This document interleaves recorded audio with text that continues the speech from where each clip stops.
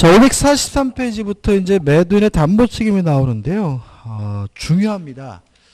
시험 문제가 반드시 나와요. 반드시 나오는데 문제는 한 문제 나오거든요. 한 문제. 그러니까 양이 이게 543페이지부터 시작을 해가지고 몇 페이지까지예요? 553페이지까지니까 한 10페이지 정도 되는데 한 문제가 나오거든요. 그래서 이게 반드시 나오니까 중요한 거이기도 한데 10페이지에서 한 문제가 나오니까 또 그렇게 또 이게 또 양에 비해서는 또 이렇게 가성비가 없는 부분이기도 하고 그런데 그래서 이 담보책임 부분은 그래서 좀 얕게 공부해야 돼요. 그러니까 이렇게 막 자세하게 공부한다 해서 문제를 맞히는 것도 아니고요. 핵심적으로 필요한 것만 정확하게 내 것으로 가져가면 되거든요. 그래서 일단 정리를 해드리고 교재를 볼 거예요. 일단 자, 매매 계약을 했는데요. 문제가 있어요. 그러면 일단 우리가 요 매매 계약을 했을 때 문제가 있으면 매수인은 매도인에게 채무 불이행 책임을 물을 수가 있겠죠.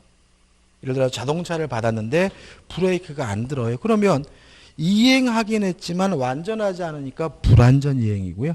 불완전 이행이니까 해제를 한 후에 손해배상을 청구하면 되겠죠. 그죠? 근데 문제는 채무 불이행 책임은 채무자에 뭘 요구하냐면 고의 과실을 요구해요. 따라서 매수인 입장에서 현대자동차에 고의 과실을 입증한다는 것은 거의 뭐에 가까워요? 불가능에 가까운 거죠. 그래서 이 채무 불이행 책임만으로는 완전하지가 않기 때문에 따로 채무 불이행 책임과 별도로 따로 규정하고 있는 책임이 뭐죠? 매도인의 담보 책임이고요. 여기서 우리가 매도인의 담보 책임에서 첫 번째 우리가 기억할 것이 나오는데 뭐냐면 무과실 책임이라는 거죠. 따라서 매도인에게 아무런 고의가 없더라도 매도인에게 아무런 과실이 없더라도 기본적으로 책임을 져야 되는 게 뭐죠? 매도인의 담보 책임입니다. 그래서 만약에 제가 현대자동차에 고의 과실을 입증한다면 채무 불이행 책임도 물을 수 있고 담보 책임도 물을 수 있는 거예요. 근데 만약에 고의 과실을 입증할 수가 없다면 최소한도로 뭐는 물을 수 있어요? 담보 책임은 물을 수가 있는 것들. 그래서 첫 번째 매도인의 담보 책임은 무과실 책임이므로 매도인에게 아무런 고의 과실이 없더라도 책임을 져야 되는 뭐죠? 기본적 책임이라는 거 꼭 기억해 두시고요. 그래서 이 담보 책임이 둘로 나뉩니다. 첫째, 권리에 하자가 있는 경우가 있고요. 물건, 목적물에 하자가 있는 경우도 있어요. 만약에 권리에 하자가 있는데 매수인이 그 권리의 하자에 대해서 선이라면 당연히 매도인에게 담보 책임을 묻는 것이 가능해요. 그래서 문제를 푸실 때 선의 매수인이 뭔가를 할 수 있다 그러면 무조건 맞는 거고요. 선의 매수인이 뭔가를 못한다 그러면 무조건 뭐예요? X인 거. 거꾸로는 건 아니지만 문제는 그렇습니다. 그죠? 그 다음 매수인이 악이에요. 알고 섰다면 원칙적으로 담보 책임 물을 수가 없어야 할 텐데 악의 매수인에게도 담보 책임을 인정하는 것이 있어요. 이게 가장 중요합니다. 첫째, 전부 타인의 권리인 경우 악의 매수인도 해제는 할 수가 있습니다. 두 번째, 일부 타인의 권리인 경우 악의 매수인도 대금 감액을 청구할 수가 있습니다. 세 번째, 매매 목적물에요. 저당권, 전세권이 설정이 됐고 저당권 전세이 실행이 되는 바람에 권리를 취득할 수 없거나 상실하게 됐다면 악의 매수인도 계약을 해지할 수 있고 손해배상을 청구할 수가 있습니다. 요 세 가지가 가장 중요합니다. 실제로 우리가 요 담보 책임과 관련해서 시험 문제가 나오면 중간 과정이 아무리 복잡하더라도 결국은 답은 여기서 나와요. 전부 타인의 권리인 경우에 악의 매수는 뭐 할 수 있죠? 해제할 수 있다. 일부 타인의 권리인 경우에 대금 감액을 청구할 수 있다. 저당권 전세권의 실행으로 권리를 취득할 수 없거나 상실한 경우에는 해제할 수도 있고 무엇도요? 손해배상도 청구할 수 있다. 이 세 가지 반드시 암기하셔야 됩니다. 그 다음에 물건의 하자에 대해서는 매수인이 뭐여야 되냐면 선이고 무과실여야 돼요.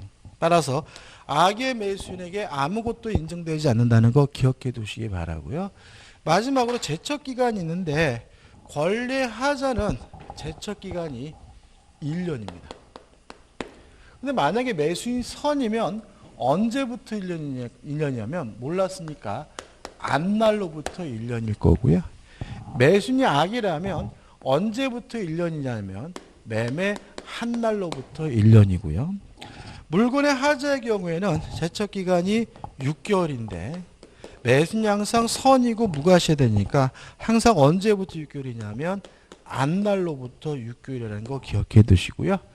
그 다음에 전부 타인의 권리인 경우와 저당권 전세권의 실행의 경우에는 제척기간의 제한이 없다까지 정리하시면 퍼펙트합니다. 이러면 이제 1차적인 문제가 끝나요.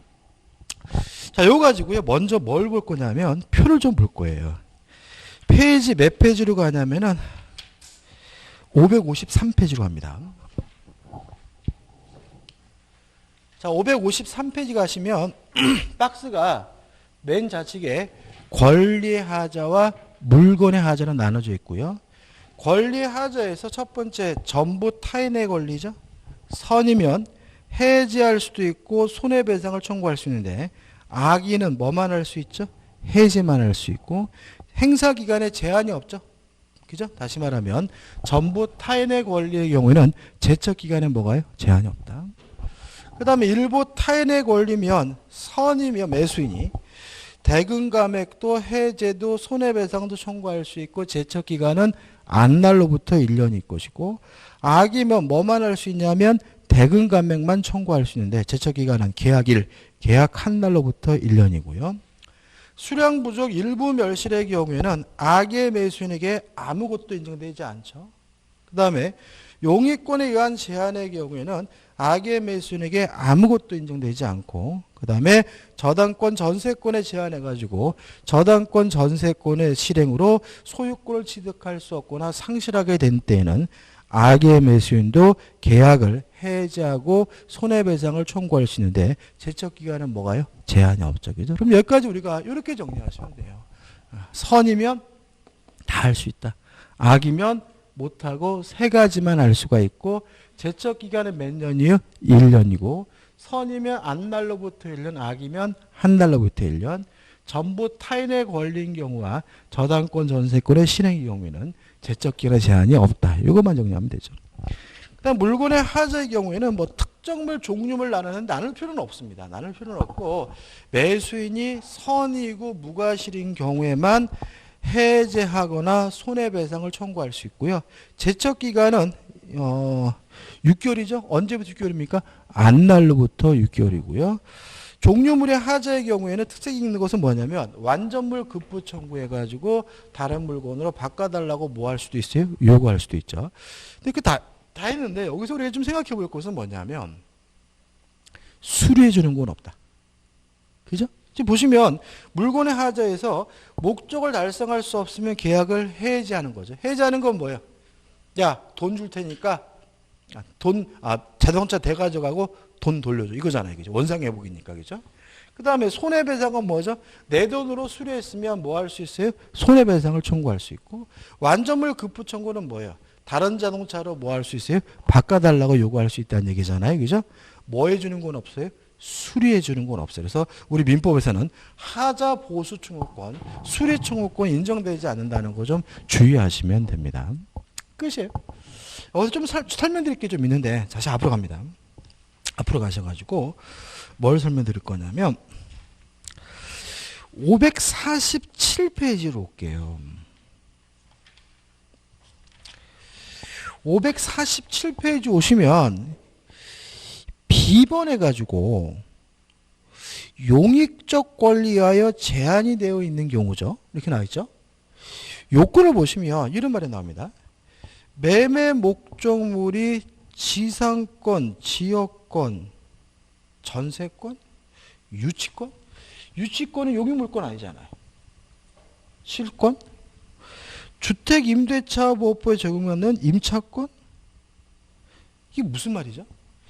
그 비 옆에다가 제목 옆에다 화살표 찍혀가지고 매수인 사용 수익 이거예요. 자, 이게 무슨 말이냐면 이런 권리가 있으면 매수인이 뭐 하지 못해요? 사용 수익 못하는 거죠. 땅을 샀는데 누가 뭘 가지고 있어요? 지상권을 가지고 있어요. 아파트를 샀는데 누가 그 아파트에 뭘요? 유치권 행사 중이에요. 그럼 매수인은 뭐 하지 못해요? 사용 수익하지 못하는 거죠. 그래서 밑에 줄 보면 이게 알 수 있는 게 나와요. 이렇게 나와 있죠. 목적 부동산을 위하여 있어야 할 지역권이 존재하지 않는 경우. 이해되시나요? 있어야 될 지역권이 없으면 그 땅 못 쓰는 거잖아요. 그죠? 그 다음에 또 목적 부동산 외에 등기된 임차권이 있는 경우. 대항력이 있는 임차권자가 있으면 그 땅 못 쓰는 거잖아요. 따라서 이거는 결국 뭐냐면 매수인이 뭐 하지 못하게 된 경우에 사용 수익하지 못하게 된 경우에요. 그 다음 또 생각해 볼 게 있어요. 다시 요건에서 지상권, 지역권 뭐가 들어갑니까? 전세권이 들어가죠. 그죠? 기억해 두시고 넘깁니다. 넘기셔가지고 10번 해가지고 저당권 전세권에 의하여 제한을 받는 경우에서 또 뭐가 나와요? 전세권이 나오죠. 이게 무슨 말이냐 한번 생각해 보자고요. 자, 갑이 소유하고 있는 A 건물에 대해서요. 을이 만나가지고 매매 계약을 했어요. 근데 이 건물에 병 앞으로 지금 전세권이 있는 상태라면 을은 이 건물에서 뭐 할 수 없습니까? 사용할 수 없고 수익할 수 없겠죠? 이게 뭐예요? 용익적 권리에 의한 제한이에요. 이때 매수인은 선의 매수인만 계약을 해제하고 무엇을요? 손해배상을 청구할 수 있는 거죠. 근데 그 문제가 아니라 갑이 소유하고 있는 요 A 건물을 을과 만나가지고 매매 계약을 했고 병이라는 뭐가 있어요? 전세권자가 있었는데 요 전세권자가 돈을 못 받았다는 이유로 경매라는 바람에 을이 소유권을 취득할 수가 없었어요. 취득했던 소유권을 뭐 했어요? 박탈당했어요. 그럼 이게 뭐가 되는 거죠? 저당권, 전세권에 의한 제한이 되는 거죠. 이해되시나요? 다시 말하면 단순히 전세권이 있다는 이유는 것은 매수인이 뭐 하지 못해요? 사용 수익하지 못하는 문제니까 이게 아니라고. 이게 적용되려면 저당권 전세권이 뭐가 됐어요? 실행이 돼가지고 권리를 취득할 수 없거나 상실하게 된 경우에만 선악불문하고 계약을 해지하고 무엇을요? 손해배상을 청구할 수 있다는 거 좀 구별하셔야 되고요. 끝입니다. 그 다음에 제가 또 설명드려야 될 것은 뭐냐 하면 550페이지 오시면 D 해가지고 경매에 있어서 담보 책임이 나와요. 이거 좀 정리를 해볼게요.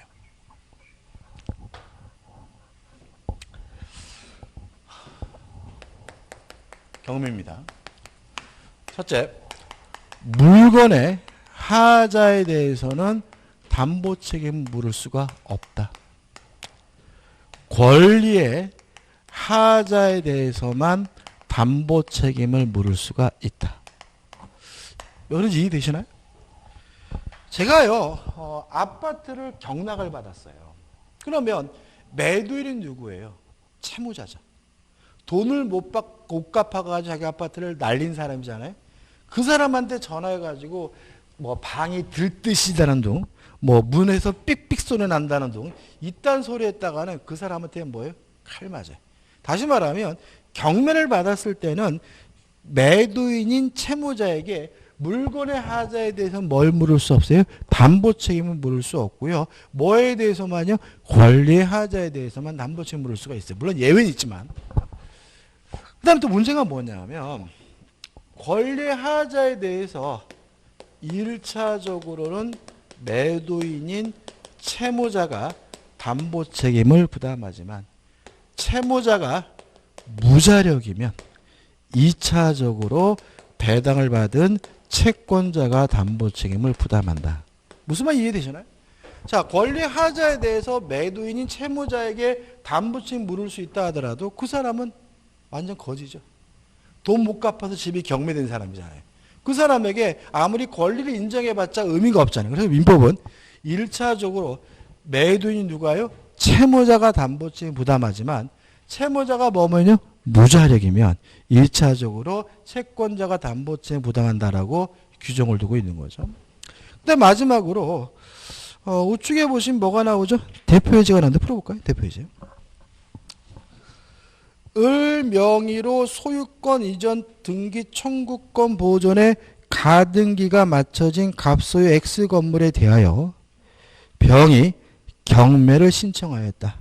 그 경매 절차에서 매각대금을 완납한 정명의로 X 건물의 소유권 이전 등기가 맞춰졌다.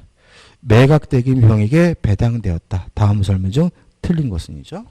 자, 한번 생각해 보자고요. 자, 경매죠. 그죠? 경매예요. 1번. X 건물 자체 하자가 있는 경우 정가백에 하자 담보채 물을 수가 없다. 왜요? 물건의 하자에 대해서 뭘 물을 수 없어요? 담보채 물을 수가 없으니까. 2번.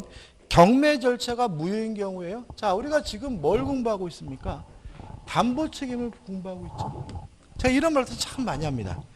모든 책임은 유효함을 전제로 한다. 기억나시죠? 만약에 무효면 담보 책임 발생하지 않아요. 무효면 뭐가 발생하지 않는다고요? 담보 책임이. 모든 책임은 항상 무엇을 전제로 합니까? 유효함을. 그러면 경매 절차가 무효예요. 그러면 담보 책임 발생하지 않으니까 정가백에 손해배상을 청구할 수 있다. 이게 답인 거예요. 그래서 이게 항상 우리가 시험 문제 볼 때 우리 공인중개사 시험에서 뭐는 꼭 나오냐면 유효여야 책임을 물을 수 있다는 질문은 반드시 나와요. 무효면 뭐도 발생하지 않습니까? 책임도 발생하지 않는다는 거 꼭 기억해 두시고, 무효면 담보 책임도 뭐 할 수 없어요? 발생할 수가 없는 거죠. 따라 답은 뭐죠? 2번인 거죠. 간단하죠. 3번 경매 절차가 무효인 경우 정은병에게 부당이득 반환을 청구할 수 있다. 왜요? 무효니까요. 4번 정의 소유권을 취득한 우리 가등기에 의한 본등기를 마쳤어요. 그러면 소유권을 취득한 후에 가등기에 의해서 본등기라면 권리를 박탈당하겠죠. 그렇잖아요. 지금 이게 지금 가등기가 먼저 되잖아요. 그죠? 그럼 가등기에 의해서 본등기라면 후순위 권리 등기간이 뭐예요? 직권으로 말소가 되니까 경락인은 권리를 뭐 하게 돼요? 박탈당하게 돼요. 그럼 결국 뭐예요? 저당권 전세권의 실행으로 권리를 박탈당하는 경우와 똑같으니까 선악불문하고 계약을 해지할 수 있고 무엇도 청구할 수 있죠? 손해배상도 청구할 수가 있기 때문에 정은 X 건물에 관한 계약을 해지할 수 있다. 맞는 지문이죠. 5번 정이 소유권을 취득한 후 우리 가등기에 의한 본등기를 마친 경우 정은 갑이 자력이 없는 때는 병에게 배당금의 반환을 청구할 수 있다. 맞나요? 자, 1차적으로는 채무자가 담보책임을 부담하지만 채무자가 무자력이면 누가요? 배당을 받은 누가 부담합니까? 채권자가 부담하니까 이것도 어떻게 해요? 맞는 지문이죠. 그래서 이 문제는 결국은 요 경매에 있어서 담보 책임에 관한 요 문제하고 그 다음에 가등기의 실행으로 권리를 박탈당한 경우는 저당권 전세권의 실행으로 권리를 박탈당한 경우와 똑같은 거라는 거 생각하시면 충분히 이해할 수가 있는 거죠.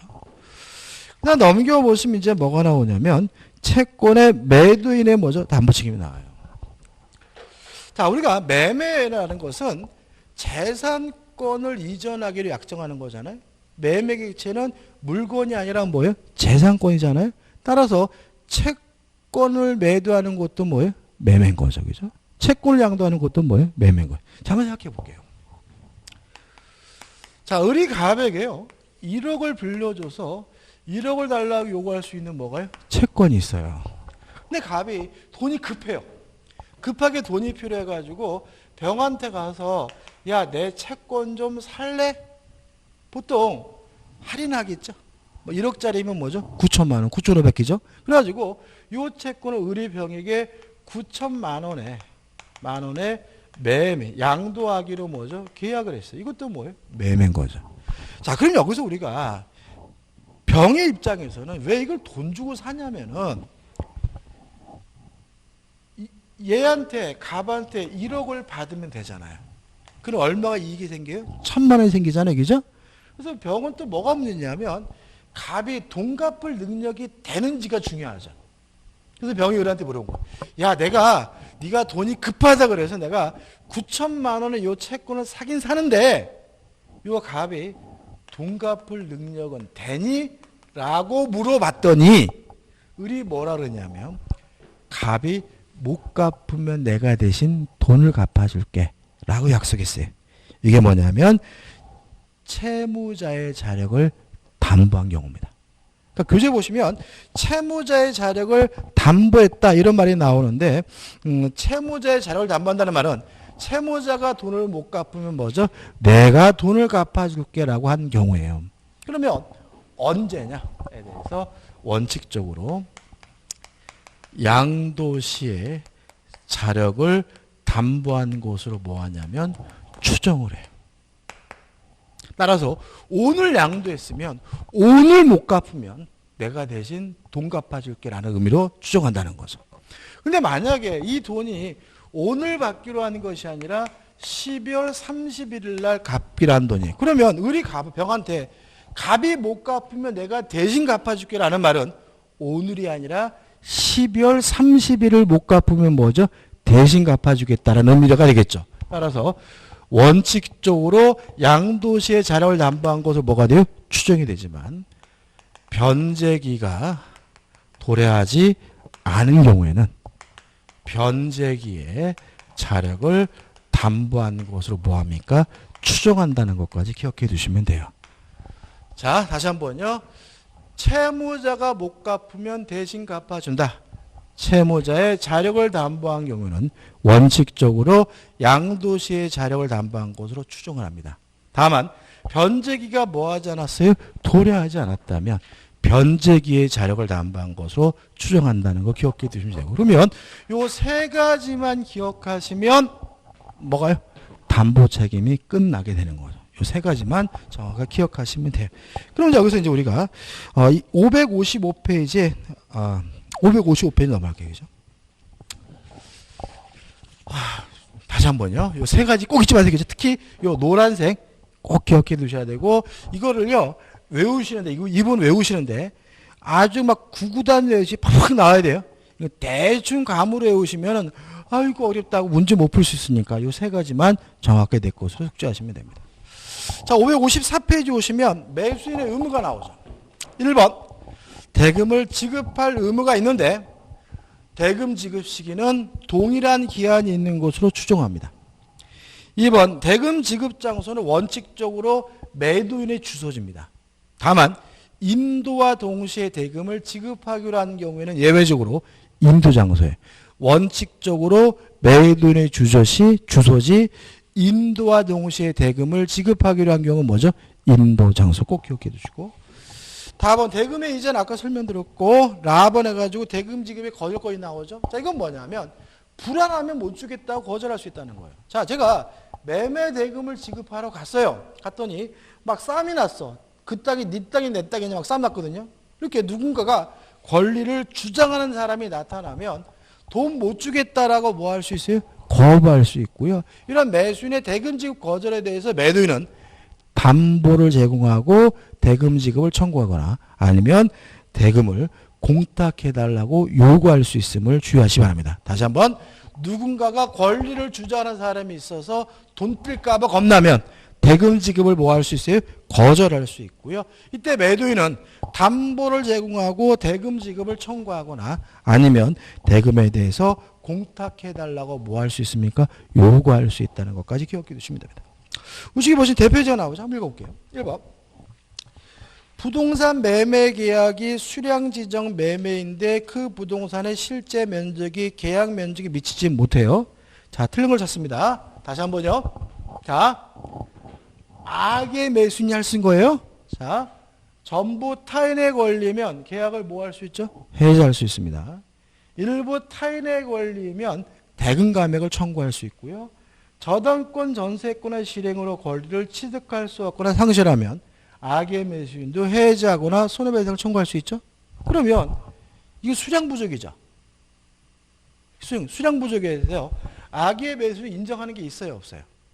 없어요. 그럼 결국 문제지문에서 악의 매수인이 뭔가를 할 수 있다라고 나와 있으면 뭐죠? 틀린 거고. 그 다음에 또 다시 말씀드리지만 선의 매수인은 다 할 수 있죠. 그래서 선의 매수인이 뭔가를 못한다 그러면 뭐예요? X인 거예요. 그래서 이 문제는 결국은 수량 부족이니까 악의 매수인에게는 아무것도 인정되지 않는다. 선의 매수인은 다 할 수 있다. 이게 전문거거든요. 따라서 1번. 선의 매수인은 대금 감액을 청구할 수 없다. X. 선이면 뭐 할 수 있어요? 다 할 수 있다. 답은 1번이죠. 2번. 악이면 못하죠? 악의 매수인은 손해배상을 청구할 수 없다. 맞죠? 자, 선이니까 제척기간은 언제부터 1년입니까? 안날로부터 1년이겠죠? 따라서 담보책임에 대한 권리행사기간은 매수인이 그 사실을 안날로부터 1년 이내이다. 맞는 질문이죠. 4번입니다. 자, 기억나시나요? 계약 체결사의 과실책임은 원시적 전부불능했으면 문제되는 거예요. 기억나시죠? 계약체결상이죠. 따라서 예를 들어서 100평이라고 샀는데 나중에 측량해 보니까 80평밖에 안 돼요. 그럼 이거는 100평 중에 몇 평을 못 넘겨받는 거죠? 20평. 일부 불능이죠. 그죠? 일부 불능이잖아요. 따라서 이거는 계약 체결사의 과실책임 문제될 수는 없어요. 따라서 4번 미달 부분의 원시적 불능을 이유로 계약 체결사의 과실책임에 따른 책임의 이행을 구할 수 없다. 왜요? 계약 체결사의 과실책임은 원시적 전부 불능했으면 문제되니까. 5번 잔존한 부분만이면 매수인이 이를 매수하지 않았을 경우 선의 매수인은 계약 전부를 해지할 수 있다. 선이면 다 할 수 있으니까 5번은 뭐죠? 맞는 질문이겠죠. 답은 뭐죠? 1번이죠. 2번입니다. 하자 담보침에 관한 설명은 틀린 거예요. 자, 생각해보죠. 제가요 땅을 샀어요. 땅을 샀는데 왜 샀냐면은 전원주택을 지으려고 땅을 샀거든요. 근데 그 땅은 전원주택을 지을 수가 없는 땅이었어요. 다시 한번요. 땅을 사서 이전 등기까지 받았는데 그 땅은 전원주택을 지을 수가 없는 땅이라면 권리하자입니까? 물권하자입니까? 등기를 못 받았다면 권리하자겠죠? 등기를 받았는데 그 땅을 목적대로 못 쓴다면 뭐죠? 물권의 하자인 거잖아요.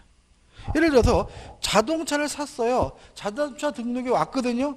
근데 제가 그 목적한 대로 학원 스쿨버스로 쓸 수가 없는 차였어요. 그럼 뭐의 하자가 있는 거예요? 물권의 하자가 있는 거죠. 1번. 건축의 목적으로 매수한 토지에 대한 법적 제한으로 건축 허가를 받을 수 없어 건축이 불가능한 경우 매매 목적물의 하자에 해당한다. 맞는 질문이죠. 답이 지금 1번으로 되어 있죠? 잘못되어 있는 겁니다. 답이 잘못됐네요. 2번. 죄송합니다. 1번 아니죠. 하자 담보 책임으로 발생하는 매수인의 계약 해제권 행사 기간은 제척 기간이다. 맞죠? 자, 요 1년이다, 6개월이다 하는 이 기간은 뭐예요? 제척 기간입니다. 3번. 하자 담보 책임에 기한 매수인의 손해배상 청구권도 소멸시효의 대상이 될 수 있다. 맞아요. 왜냐하면 손해배상 청구권은 뭐예요? 채권이니까요. 채권과 용익물권은 뭐에 걸립니까? 소멸시효 걸리죠. 4번. 매도인이 매매 목적물에 하자가 있다는 사실을 알면서 이를 매수인에게 고지하지 않고 담보책임 면제의 특약을 맺은 경우 그 책임을 면할 수 없다. 맞습니다. 다시 말하면 특약으로 배제할 수 있지만 알면서 고지하지 않은 사항은 뭐 할 수 없어요? 책임을 면할 수는 없는 거죠. 5번. 답은 5번이네요. 매도인의 담보 책임은 무과실 책임으로 하자의 발생 및 그 확대 가공한 매수인의 잘못을 참작하여 손해배상의 범위를 정할 수 없다. X입니다. 무과실 책임이긴 하지만 특히 확대 손해에 대해서는 매수인의 과실을 뭐죠? 고려합니다. 이렇게 보통 해결합니다. 그러니까 예를 들어 제가 양계장을 양계장을 하는 사람이에요. 근데 부화장에서 달걀, 계란을 50개를 사왔어요. 그래서 죄송합니다. 다시 할게요. 부화장에서 병아리 샀다. 병아리를 50마리를 사왔어요. 근데 그래서 양계장에다 넣어봤더니 50마리는 꾸벅꾸벅 졸아요. 이거 수면병이라 그런다고요. 이걸요. 병이래요. 꾸벅꾸벅 졸아요. 그럼 이건 물건에 하자가 있는 거죠. 이때는 부화장 주인에게 아무런 고의과실이 없더라. 당연히 저는 이 사람한테 뭘 물을 수 있어요? 책임을 물을 수 있는 거예요. 왜요? 매도인의 담보 책임은 뭐예요? 무과실 책임이니까. 그죠? 근데 제가 조는데도 불구하고 냅뒀어요. 냅두는 바람에 이 병이 전염이 돼가지고 양계장 안에 있는 4,000마리가 다 병에 걸렸어요. 뭐가 발생한 거죠? 확대 손해가 발생한 거죠. 그죠? 그럼 이 4,000마리 닭값을 다 부화장 이 사람에게 물을 수 있냐? 그건 아닌 거죠. 왜요? 저에게도 뭐가 있어요? 과실이 있으니까. 그래서 만약에 확대 손해가 발생한 경우에는 매수인의 과실은 뭐예요? 고려해가지고 매수인의 과실은 뭐죠? 고려해가지고 손해배상액을 뭐 하게 됩니까? 정하게 되는 거죠. 다시 한번 읽어볼까요? 5번. 매도인의 담보 책임은 무과실 책임이므로 하자의 발생 및 그 확대에 가공된 매수인의 잘못을 참작하여 손해배상 범위를 정할 수 없다. X가 되는 거죠. 다시 말하면 이 병아리 50만 원에 대한 책임은 무과실 책임, 전액은 물을 수 있지만 이거를 방치하는 바람에 4,000마리 닭이 다 병에 걸린 이 확대 손해에 대해서는 저의 과실도 뭘 해야 돼요? 고려를 해야 되기 때문에 5번이 X고 5번이 답입니다. 조금 문제 좀 지역적이네요. 그 다음 넘겨보시면 이제 뭐가 나오냐면 환매가 나와요. 자, 환매를 한번 좀 생각해 보자고요. 개념을 좀 조심하셔야 돼요. 을이 갑에게요 1억을 빌려주고 그것을 담보하기 위해서 갑소의 A 부동산에 관한 소유권을 이전해 줬다면 소유권을 이전하는 것을 우리가 뭐죠? 양도라고 하니까 이거 우리가 뭐죠? 양도담보라고 하는 거죠. 그래서 양도담보란 소유권을 이전하는 방식으로 이루어지는 담보가 뭐죠? 양도담보입니다. 양도담보는요 흔합니다. 왜 흔하냐면 의외로 안전하고요. 또 갑의 입장에서는 돈을 이빠이 빌릴 수 있어요. 예를 들어 만약에 이 아파트가 한 1억 5천 정도 하는 거라면 1억 5천짜리 근저당 설정하고 1억 못 빌려요. 많이 빌려봐야 뭐죠? 7, 8천 빌리잖아요. 그죠? 근데 양도담보를 설정하면 소유권을 이전하는 방식으로 담보를 설정하면 이 갑의 입장에서는 거의 1억 5천 가까이 다 빌릴 수가 있어요. 그래서 채무자 입장에서는 돈을 이빠이 빌린다는 장점이 있고요. 또 채권자 입장에서는 이미 자기 앞으로 뭘 해놨어요? 등기를 해놨으니까 안 갚으면 먹으면 되는 거니까 담보 가치를 모두 확보한다는 장점이 있기 때문에 의외로 많이 쓰이는 게 뭐냐면 양도담보예요. 이해되시죠? 그죠? 그 여기서 항상 의문이 뭐냐면 뭘 믿고 이런 분이 있어. 뭘 믿고. 아니 뭘 믿고 이전 등기해 주지? 나중에 1억 갚았는데 안 돌려주면 어떡하려고 저러지? 이런 분들이 계시는데 괜찮아요. 왜냐하면 등기할 때 양도담보라는 사실을 기재하게 되어 있기 때문에 을이 못 팔아먹고요. 갑은 을에게 돈 갚고 영수증만 잘 받아두면 그 영수증을 이용해서 을 앞에 이루어진 이전 등기를 쉽게 뭐 할 수 있어요? 말소할 수가 있어요. 그래서 양도담보가 의외로 간편하고 또 안전하기 때문에 대단히 뭐죠? 많이 써요. 이해되시죠? 그 매도담보는 뭐냐? 매매를 원인으로 소유권을 이전하는 담보를 우리가 매도담보라고 해요. 자, 이전 등기해 줄 때 그 원인을 뭐로 적으면요? 매매라고 적으면 이게 뭐인 거예요? 매도담보예요.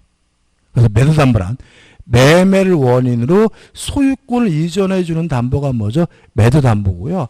양도담보가 더 큰 개념이고 양도담보의 특수한 형태가 뭐죠? 매도담보인 것을 이해하기 때문에 실제로 양도담보와 매도담보는 뭐예요? 같이 다니는 거예요. 여기 진짜 의문이 생깁니다. 왜냐하면 매매를 원인으로 소유권을 이전해 줬기 때문에 갚아도 안 돌려줄 위험이 있고, 그죠? 을이 뭐죠? 딴데 팔아먹을 위험이 있기 때문에 매도담보를 설정할 때는 반드시 나중에 돈을 갚고 돌려받을 방법을 미리 확보해 둬야 되는데, 그때 하는 게 뭐냐면 환매예요. 그때 하는 게 뭐냐면 재매매 예약이라는 거예요. 다시 한번요. 매도담보란 매매를 원인으로 소유권을 이전하는 방식으로 이루어지는 게 뭐죠? 매도담보다. 따라서 매도담보는 외부적으로 완전히 소유권이 넘어가는 것처럼 보이기 때문에 돈을 갚고 돌려받는 것을 방법을 확보해야 되는데, 그때 하는 것이 뭐죠?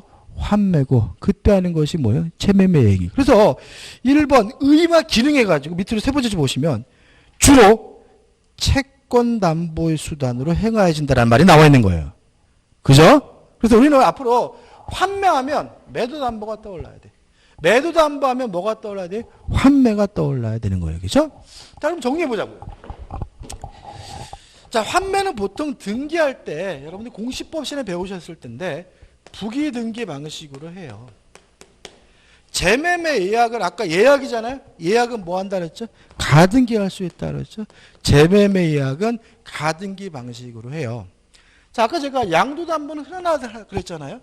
매도담보도 의외로 흔해요. 흔한데 환매와 재매매 예약 두 가지가 있지만 주로 쓰이는 것은 재매매 예약만 쓰이고요. 환매는 안 쓰여요. 그러니까 우리가 저당권하고 근저당권을 공부하지만 주로 쓰이는 건 뭐예요? 근저당이고 저당권 안 쓰잖아요. 그것처럼 이것도 환매는 안 써요. 오로지 뭐만 써요? 재매매 예약만 써요. 왜 그러냐면 환매에 문제점이 있어요. 환매는 첫째, 동시에 해야 된다는 제한이 있어요. 계약도 동시에 해야 되고요. 등기도 동시에 해야 됩니다. 다시 말하면 요 매매 계약과 환매 특약 동시에 해야 되고요. 또 매매 기한 이전 등기와 환매 관한 부기 등기도 뭐예요? 동시에 해야 돼요. 아마 공시법 시간에 환매 관한 부기 등기를 따로 신청하면 등기관이 각하한다 이런 거 배우셨을 거예요. 동시에. 근데 재매매 계약은 동시에 할 필요가 없다는 점에서 장점이 있어요. 이거 번거로운 거죠. 그 다음에 환매 치명적인 문제점이 뭐냐면 기간의 제한이 있어요. 만약에 환매 목적물이 부동산인 경우에는 5년, 동산인 경우에는 3년을 초과할 수가 없고요. 연장이 금지가 됩니다. 뭐 할 수 없습니까? 연장이 할 수 없어요. 이에 반해서 재매매 예약은 이러한 기간의 제한이 없기 때문에 잘 써요. 그러니까 다시 말하면 연장이 금지가 된다는 말은 채무자 입장에서는 위험한 거예요. 자, 부동산이니까 5년을 넘지 못하잖아요. 그죠? 아무리 길어도 그죠? 그럼 5년 했어요. 근데 5년 만에 돈을 못 마련하면 뭐라도 할 수 있어야 돼요? 연장이라도 할 수 있어야 되는데 환매는 뭐가 금지가 돼 있어요? 연장이 금지되어 있기 때문에 채무자 입장에서는 환매는 대단히 뭐한 거예요? 위험한 거예요. 왜요? 못 갚으면 뭐죠? 뺏기잖아요. 그래서 주로 쓰이는 게 뭐죠? 재매매 예약이다. 왜요? 재매매 예약은 기간의 제한도 없고 뭐 할 수도 있어요? 연장하는 것도 뭐죠? 가능하니까. 여기까지 정리하시면 돼요. 여기까지. 이것만 정리하시면 돼요. 나머지 것들은 그냥 상식적인 거. 그래서 교재 보시면 법적 성질 보시면 될 것 같고 내용, 목적물 제한하지 않습니다. 부동산일 수도 있고 뭐일 수도 있어요? 동산일 수도 있어요. 2번 특약 A 동시에 해야 된다. 그 다음 우측에 보시면 3번 환매대금 특약으로 다르게 정할 수 있으니까 특별한 제한이 없고요. 환매기간 부동산은 5년, 동산은 3년을 초과할 수 없고요. 무엇을 못합니까? 연장을 못한다는 거 기억해 두시기 바라고. 실행 나와 있죠? 보지 마세요. 특히 하단에 2번 환매권의 대행사 가입표입니다. 가입표. 읽지도 마세요. 절대로 안 나옵니다. 넘겨보시면 또 공유지분의 환매가 나오죠? 이것도 뭐예요? 가입표. 읽지도 마세요. 한 번도 나온 적이 없어요. 나오지 않을 건 뭐죠? 쳐다도 보지 마시기 바랍니다. 559페이지 오시면 뭐가 나옵니까? 대표지가 나오죠. 풀어보죠. 환매에 관한 다음 설명 중 옳은 것은 1번 환매 특약은 매매계약과 동시에 할 필요는 없다. X. 2번 환매 기간은 부동산 5년, 동사는 3년 넘지 못한다. 5죠. 답은 2번이죠. 아주 쉽게 나옵니다. 3번, 4번 5 보세요. 그냥 보고요. 2번 문제입니다. 환매에 관한 설명으로 틀린 걸 찾죠. 1번. 부동산에 대한 매매 등기와 동시에 환매권 보류를 등기하지 않더라도 제3자에게 대항할 수 있다. X죠. 제3자에게 대항하려면 뭐가 필요하겠습니까? 등기가 필요하겠죠. 그죠? 끝입니다. 여기까지고요. 좀 쉬었다가 잠깐요. 쉬지 말고 565페이지입니다. 565페이지 오시면 뭐가 나옵니까? 교환이 나오죠. 교환은요. 꼴랑 이 한 페이지예요. 문제도 안 풀어볼 건데. 자, 왜 그러냐면 교환은요. 민법 규정 자체가 없어요. 교환은 매매에 관한 민법 규정을 그대로 뭐하냐면 준용을 합니다. 이 문제도 마찬가지인데 교환에 대해서 문제가 나오면 어려워하지 마시고 뭐로 바꿔서 푸시면 돼요? 매매로 바꿔서 푸시면 돼요. 그래서 교환은 조문 자체가 없어요. 그래서 매매에 관한 민법 규정을 그대로 준용하니까 교환에 대해서 문제가 나오면 걱정하지 마시고 뭐로 바꿔서요? 매매로 바꿔서 문제를 푸시면 돼요. 넘겨보시면 뭐가 나옵니까? 임대차가 나오죠. 좀 쉬었다가 이 임대차로 들어가도록 하겠습니다.